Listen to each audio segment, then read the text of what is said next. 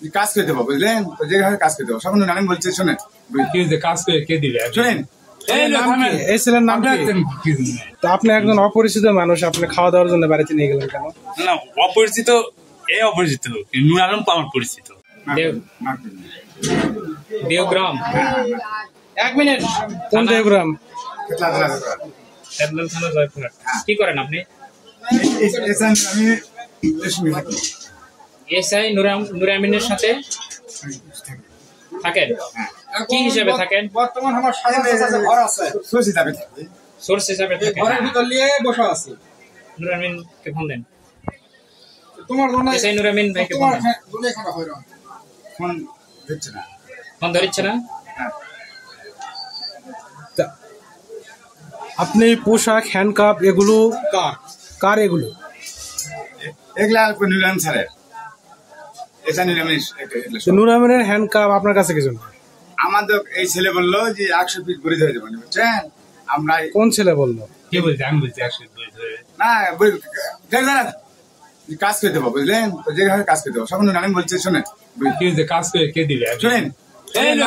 এই ছেলের নাম কি? এই ছেলের নাম কি? এই ছেলের নাম কি? মশুর। আচ্ছা, বাড়ি কোথায়?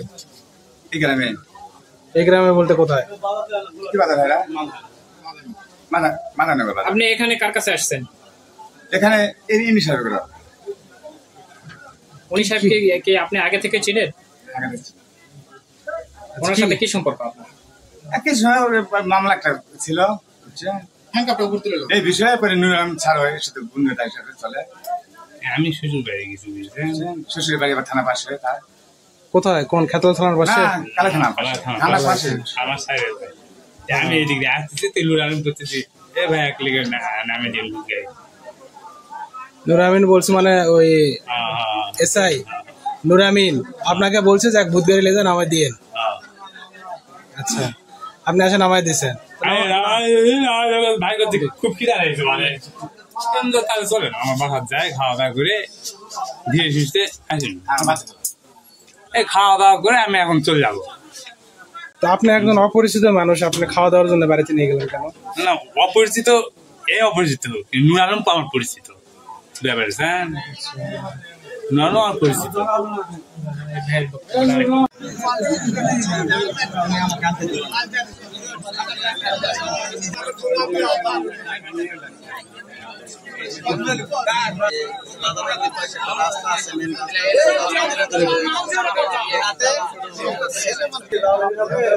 ভিতরে জায়গা খুবই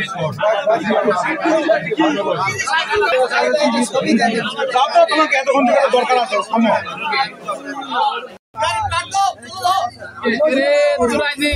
ঠান্ডা করে আসেন ওই দিন আর আছে।